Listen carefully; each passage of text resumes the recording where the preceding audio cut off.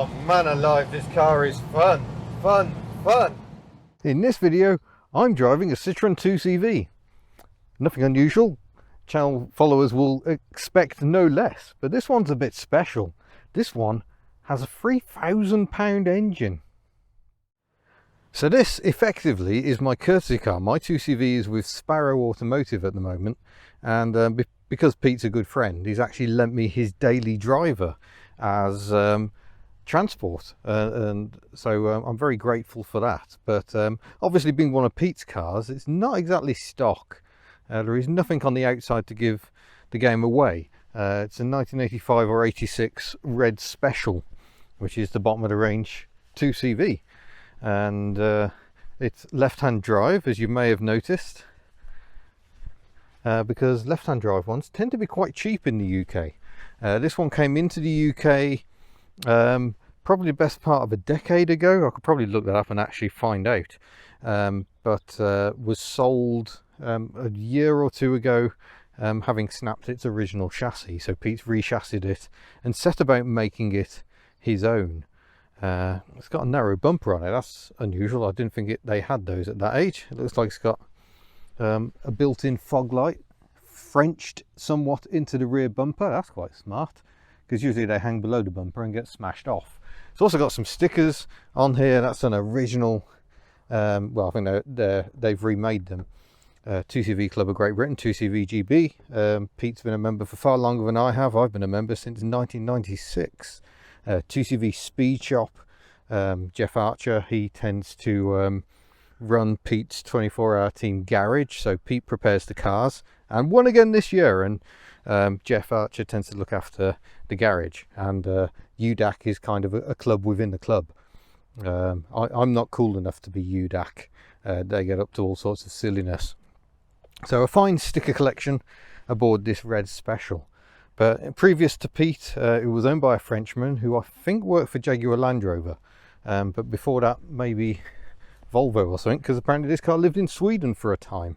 I believe it is French market originally, and has since ended up living all over the place. Now rural Herefordshire. We'll take a peek under the bonnet, because that's where things get really interesting.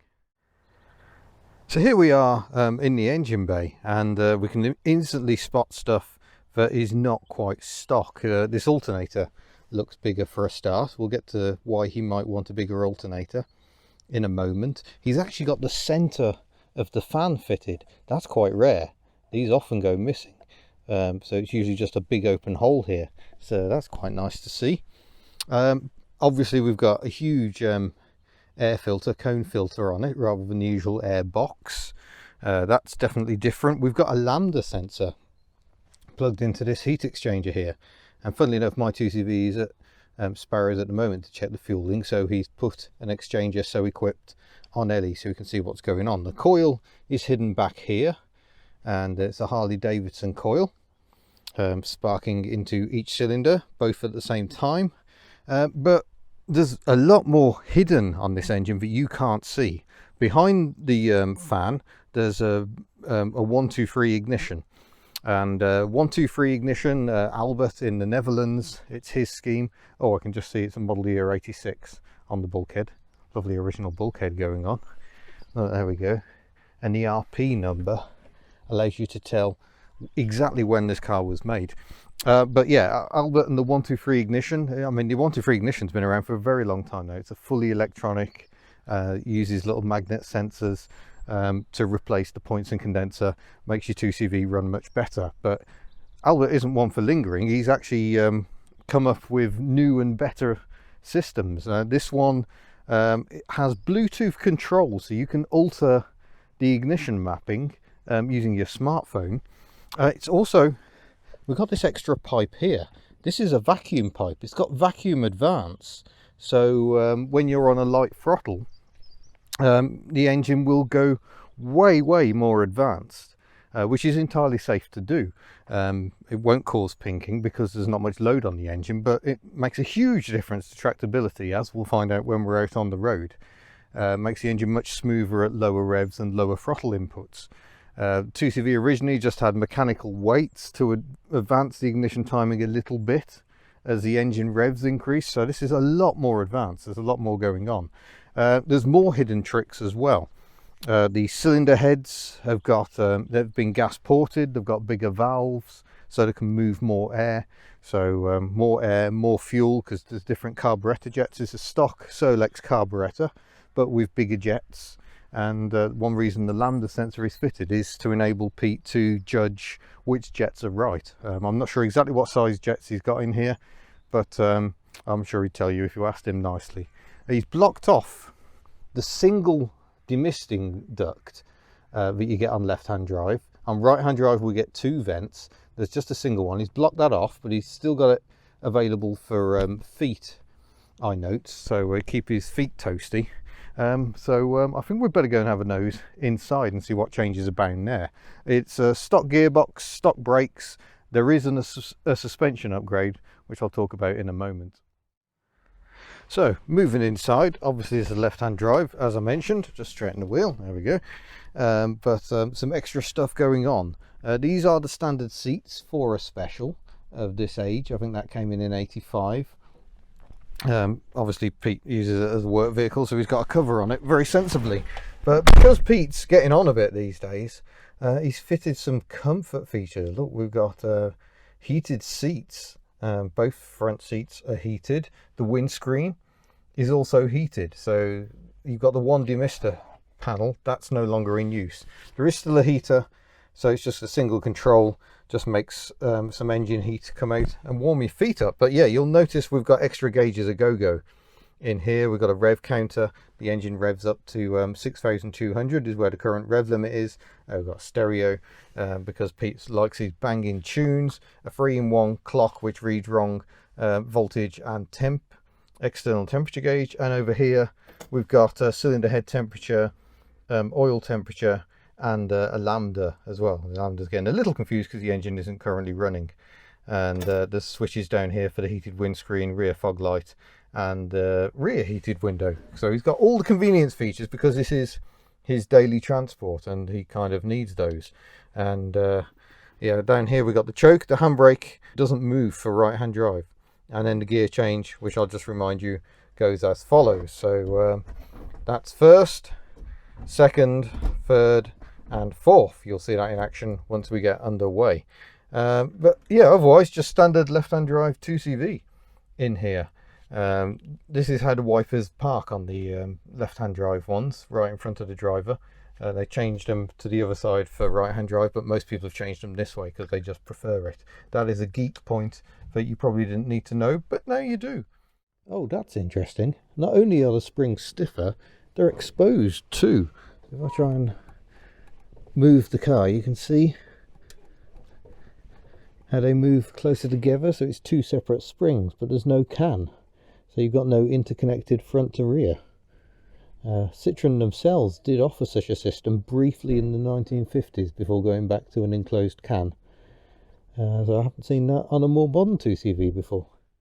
Another thing we've got is what is known as the Belgian arm mod, and it's this extra arm up at the top here to support the kingpin housing. That arm goes down and is welded to the suspension arm.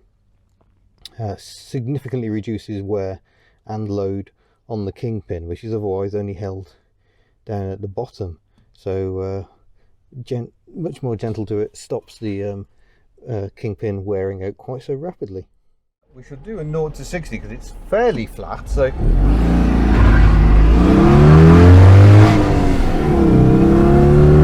whoa! Jeepers! 15! And that's 60 on the clock! Whoa! It's a flying machine! Whoa, whoa, whoa, whoa. Let's calm that down a minute. That sound was terrible, but it did show the sheer excitement of driving this car full bore. Let's just have a quick chat about power. A stock 2CV produces 29 brake horsepower at 5,750 RPM. very revvy. Peak torque, I can't remember when it's produced, probably about 4,000, but that's also 29 of a pound-foot. Not very much at all. This engine, Pete reckons, is probably somewhere around 47, 48 brake horsepower, and I should imagine that's probably the same in torque as well. It's a significant increase, which makes a huge difference. But it isn't just about going really, really quickly. So hopefully with better sound, let's continue to drive. No, the key difference here is tractability. I'll explain what tractability is, but it's basically the ability of the engine to pull cleanly at lower revs. And while the tune certainly helps, I think the major plus here is that vacuum advance on the distributor. It makes the engine characteristics behave very differently. I'm now very tempted to fit that to my own 2CV.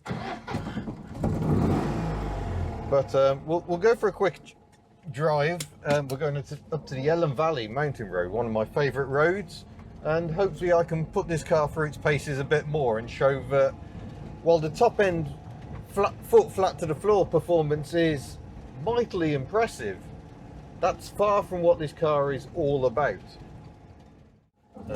Here we go. So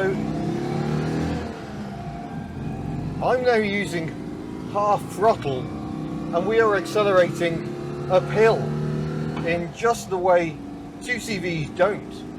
It isn't in their nature from the factory. In fact, we're coming up to 40 miles an hour. I'm still on part throttle. I'm going to go into fourth. We're still going uphill. The difference in power delivery is just uncanny. And I think the combination of that vacuum advance and the greater torque of this engine, it's just, yeah, it feels a lot more than a 118cc increase, because it is. You're not just paying for the bigger cylinders with a Sparrow engine, you're paying for his knowledge. He knows how to extract the most out of very little.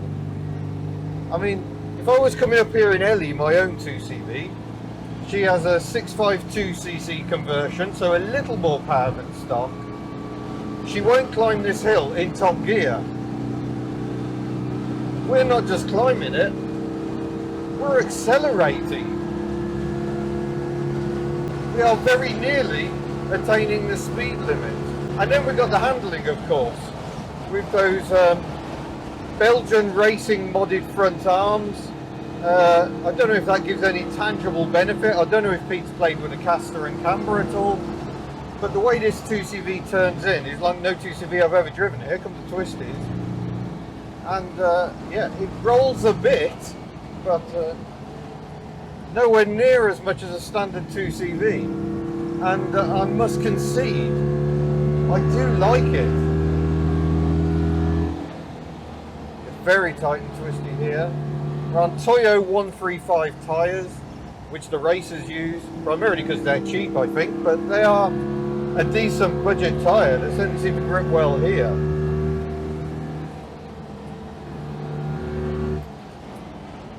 But it's this ability. I've just gone into fourth gear in a place I wouldn't normally, and that's what really strikes me about this engine. It makes long distance journeys, just going to try and close that vent flap to quieten things down a bit, that much quieter, and you don't feel like the engine is constantly having to work hard.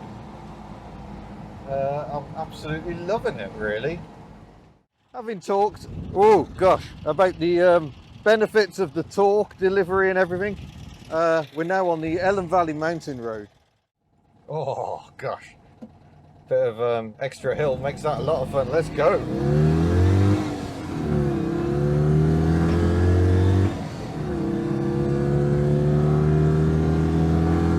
50.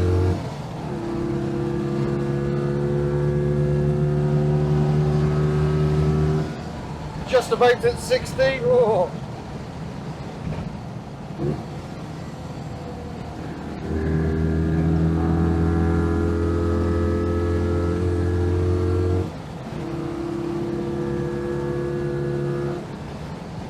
Woohoo! Oh man alive, this car is fun, fun, fun. It revs to 6,200 RPM. That's where Pete's put the rev limit. To be honest, I don't think it's making much more power over about 5,800.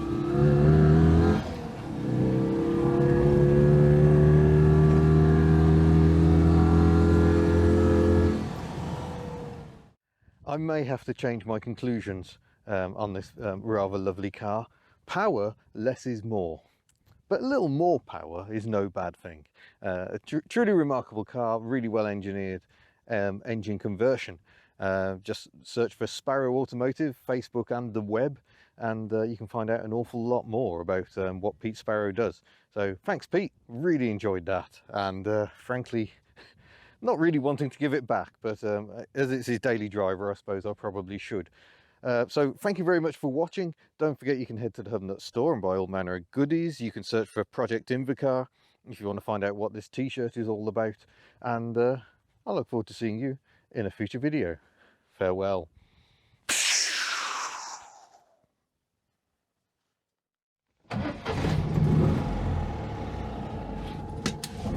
Incidentally, just as a little bonus video, some of you, especially overseas folk, are bound to be wondering why left-hand drive, and is it an issue in a country where we drive on the left? And the answer is not really. You quickly get used to it. There's some big benefits for a start. Citroen never moved the handbrake on a 2CV when they made the right-hand drive conversion, so at least the handbrake is much closer on a left-hand drive 2CV. They somehow just feel a bit more original as well. Although right-hand drive has plus sides, right-hand drive you have two demisters, sheer luxury. The only time it really becomes an issue is if you've got to overtake a bus or a truck or something, but you can just hang back a bit further to get decent view around. It gives you a different view, so in some places it's actually an advantage to sit on the passenger side. But